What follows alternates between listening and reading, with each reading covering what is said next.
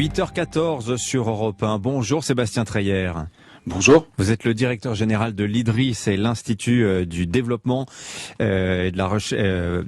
Pardonnez-moi, j'ai perdu l'acronyme. Pouvez-vous me le redonner si ça vous... Oui. Pas de souci. L'IDRI, c'est l'Institut du développement durable et des relations internationales. Je vous remercie. Vous êtes en direct de Glasgow où se déroule la COP26. Vous n'êtes pas là-bas qu'en observateur. Vous allez participer, vous ainsi que plusieurs chercheurs de l'IDRI, à des tables rondes thématiques. Sébastien Treyer, on entend à propos de cette COP26, sommet de la dernière chance, rendez-vous décisif pour l'humanité. Il y a une dramatisation très forte de l'enjeu. Quel est-il précisément l'enjeu de cette COP26 selon vous, Sébastien Treyer ? Pour moi, l'enjeu de cette COP26, c'est d'avoir réussi à pousser un certain nombre de pays à sortir du bois d'une manière très importante. Et je reviendrai bien sur l'engagement de l'Inde hier, qui paraît pas facile à décrypter, puisque l'Inde, le Premier ministre indien s'est engagé à atteindre la neutralité carbone en 2070, qui paraît extrêmement lointain, mais ensuite avec un plan en 5 points qui est extrêmement concret sur la manière dont ça s'appuie sur des énergies renouvelables avec une dynamique extrêmement rapide et donc une sortie du charbon plus rapide que ce qu'on aurait pu espérer. Et le fait que l'Inde, pays qui a encore énormément de pauvreté, le pays avec le plus petit PIB par habitant du G20, sorte une déclaration comme ça, c'est exactement à ça que doit servir une COP comme celle qu'on a aujourd'hui. Et puis, vous l'avez dit dans les éléments précédents, il faut que cette COP soit l'occasion de faire des avancées concrètes sur des éléments extrêmement précis, par exemple la lutte contre la déforestation, par exemple la sortie du méthane, et puis par exemple aussi la manière dont on va réussir à faire exister une coalition qui est en train de se monter avec le Costa Rica et le Danemark, qui s'appelle Au-delà des énergies fossiles, Beyond Oil and Gas, l'alliance Beyond Oil and Gas, qui essaye de rassembler tout un tas de pays qui essayent de se donner des engagements à très court terme sur la sortie non seulement du charbon, mais aussi du pétrole et du gaz. Bon, on se pose beaucoup de questions à propos de ce rendez-vous. Pourquoi d'abord la COP26 serait-elle plus importante que la COP25, par exemple, Sébastien Treyer? Pourquoi aussi 25 COP successives n'ont-elles pas permis de stopper le réchauffement, Sébastien Treyer? Pouvez-vous répondre à ces questions? Alors la deuxième question est quasiment la plus importante. Pourquoi il nous a fallu, depuis la signature de la Convention cadre des Nations Unies sur le changement climatique en 92, autant d'années, j'allais dire bientôt 30 années, pour essayer d'être au plus près des engagements? Il faut voir qu'on a passé des phases successives extrêmement importantes. Jusqu'à la COP 21 en 2015, la plupart des pays du Sud disaient mais c'est pas à nous de faire des efforts de réduction des émissions de gaz à effet de serre, y compris la Chine et l'Inde, en disant mais c'est finalement les pays développés et industrialisés au cours du 19e siècle qui ont émis la plupart de nos gaz à effet de serre. C'est à eux de faire des efforts maintenant. Nous, on les fera peut-être ou on les fera pas forcément.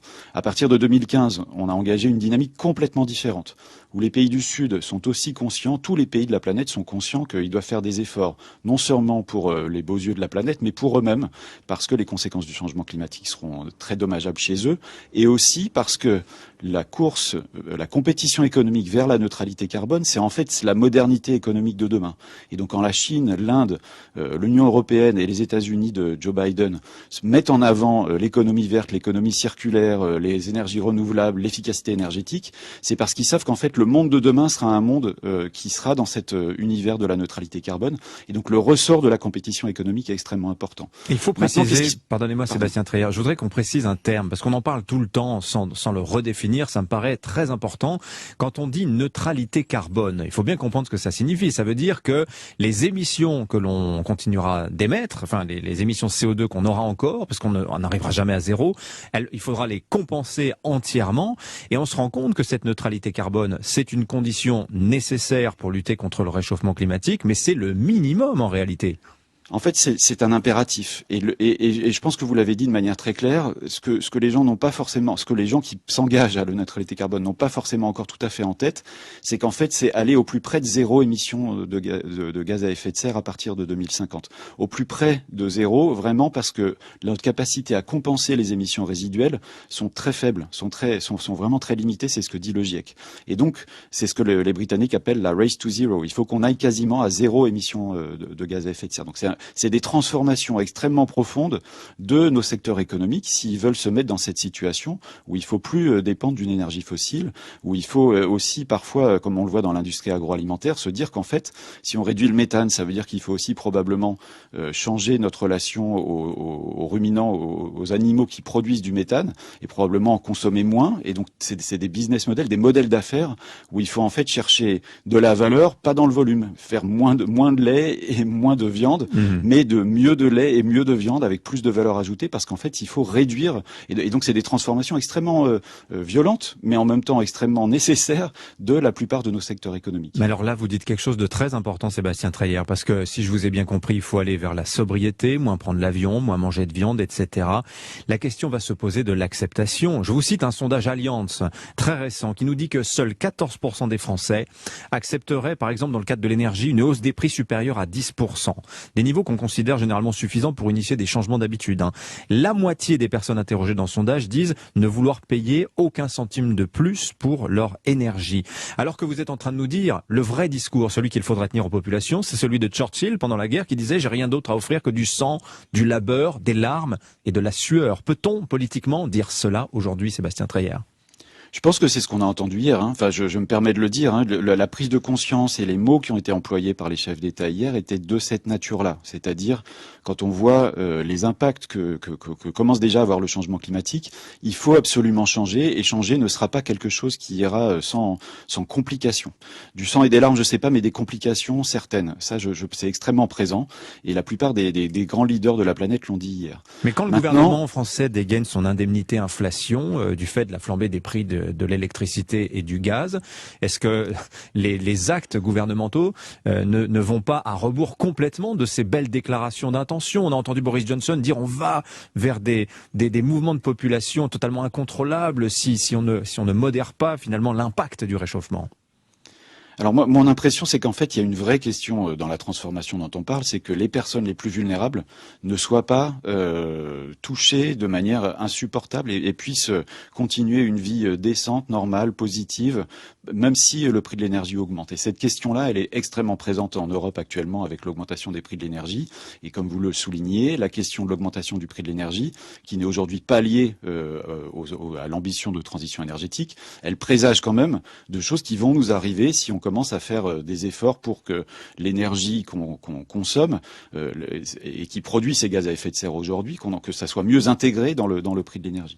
Et donc si le prix de l'énergie augmente, il va falloir trouver des solutions pour protéger les plus vulnérables. Et ça, il me semble que c'est un certain nombre de politiques qu'on voit dans des pays européens, et j'allais dire y compris en France, pour ne pas spécialement jeter la pierre à notre gouvernement, il y a le souci de protéger les populations les plus vulnérables. Et ça, il me semble que c'est extrêmement important que cette transition se fasse de telle manière que les populations les plus pauvres que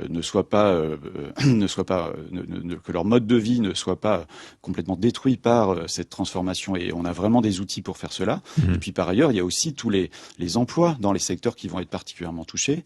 Et pour revenir à ce secteur de l'élevage qui est un peu sous le feu des projecteurs avec la question du méthane que vous avez mis à l'actualité et vous l'avez fait à juste titre aujourd'hui, le secteur de l'élevage en France est tout à fait au courant que de toute façon, pour des raisons économiques, il est aujourd'hui dans une situation, j'allais dire, et pas environnementale, purement économique, il est aujourd'hui dans une situation compliquée. Et cette idée de se dire on va essayer de changer de modèle pour faire plus de valeur et moins de volume, c'est aussi quelque chose qu'il faut réfléchir en disant et combien d'emplois derrière ce genre de transformation. Oui. Et c'est bien ça dont il faut discuter aujourd'hui. Sébastien Treillère, vous avez dit tout à l'heure, l'Inde a présenté un plan pour la neutralité carbone en 2070. La Chine, elle, vise 2060. Quand on relit les déclarations du G20, on ne parle même plus de la date butoir de 2050. Je vous donne l'exemple aussi de l'Arabie Saoudite qui vise la neutralité carbone mais veut continuer à augmenter sa production de pétrole. Est-ce qu'il n'y a pas une sorte de relâchement général à l'égard de la question du réchauffement climatique en ce moment ? Moi, je fais une lecture distincte, mais vous avez raison, il va falloir qu'on trie le bon grain de livret de manière très claire, que l'expertise soit mobilisée de manière extrêmement claire, parce qu'aujourd'hui, on a des déclarations qui vont dans tous les sens sur cette question de la neutralité carbone. De mon côté, avec les expertises et la recherche à laquelle je peux accéder, il y a très clairement des mouvements qui sont très différents entre, d'un côté, l'Union européenne, la Chine, l'Inde, j'allais dire même les États-Unis, derrière les engagements desquels, 2060 pour la Chine, 2070 pour l'Inde, 2050 pour l'Union l'Union européenne. On a des travaux très clairs et des plans qui sont mis sur la table avec une compréhension très précise et très discutée dans les pays par les acteurs économiques et par la société civile sur comment est-ce qu'on y va et quelles sont les choses qu'il faut faire dès aujourd'hui pour que cette neutralité carbone à long terme soit crédible. De l'autre côté, on a des plans d'Arabie Saoudite, d'Australie, du Brésil qui sont n'importe quoi, je me permets de le dire comme ça, c'est-à-dire qu'ils sont appuyés sur rien du tout ou sur des choses qui sont pas du tout crédibles par rapport à ce que la science demande. Et c'est là où il va falloir être extrêmement vigilant pour pouvoir. Il faut que cette COP notamment précise quelle est l'intégrité, la crédibilité des plans de neutralité carbone. Le secrétaire général des Nations Unies, Antonio Guterres, a même lancé un processus sur la transparence de ces engagements-là pour qu'on soit pas en train de tout mélanger. Et comme vous le dites, sinon on a l'impression que c'est un relâchement. Alors qu'en fait, il y a deux mouvements extrêmement distincts, avec d'un côté des choses très importantes comme la déclaration de l'Inde et des choses qui sont du vent, comme un certain nombre d'autres pays que vous avez mentionnés. Alors, il y a ce que la science demande, et finalement, c'est vrai que ces COP ont l'avantage de faire le point sur l'avancée, l'état des connaissances, mais après, c'est de la politique. Et quand on regarde les tensions géopolitiques actuelles, Sébastien Treyer, je pense, après la crise des sous-marins australiens, par exemple, la rivalité entre les États-Unis et la Chine, la remontée de la conflictualité dans toutes les directions, est-ce que ça ne complique pas, voire ça ne paralyse pas les négociations sur cet enjeu commun que nous avons, la crise climatique?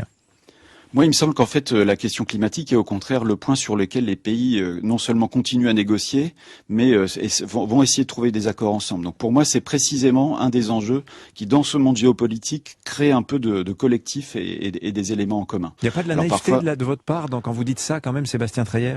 On a envie d'y croire. On a envie d'y croire. Mais évidemment que... Évidemment. Ce que je veux dire, c'est quand vous voyez des déclarations comme vous venez de les mentionner, de l'Arabie Saoudite ou de la Russie, vous voyez que c'est juste du discours.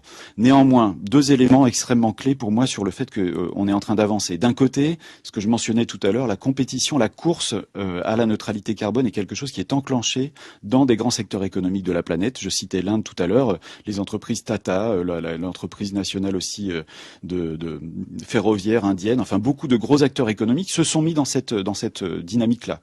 Et ça, c'est quelque chose qui, malgré la géopolitique, est en train d'exister. L'autre point que je veux souligner, c'est que il y a cette grande rivalité économique entre la Russie, entre les États-Unis et la Chine, excusez-moi, États-Unis-Chine, la grande rivalité économique et géopolitique.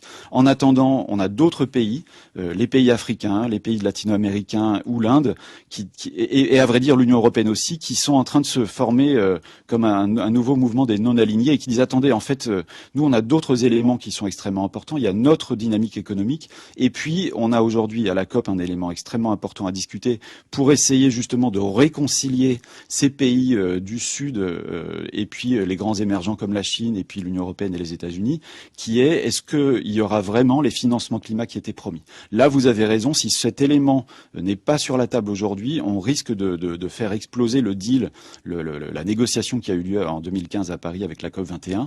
Il y a une crise de confiance, les pays du Sud disent vous n'avez pas tenu votre promesse des sommes des 100 milliards par an pendant 6 ans de 2020 à 2025. Elles ne sont pas en train d'arriver. Ça plafonne à 80 milliards par an. Convainquez-nous que vous allez faire mieux. Et beaucoup des déclarations d'hier tournaient autour de ça. L'Espagne a promis d'utiliser ses droits de tirage spéciaux du FMI à cette occasion-là. De l'autre côté, Modi a dit en fait c'est pas 100 milliards par an, c'est 1000 milliards par an dont on parle. Comment est-ce qu'on peut mobiliser la Banque mondiale? Et là, ça c'est un vrai enjeu qui risque sinon de faire capoter l'entente mondiale autour du changement climatique. Merci Sébastien Treyer. Le directeur général de l'IDRI était l'invité ce matin d'Europe Matin en direct de Glasgow et de la COP26. Et on remercie à Louis Salé qui était à vos côtés pour assurer la liaison. Bonne journée à tous les deux.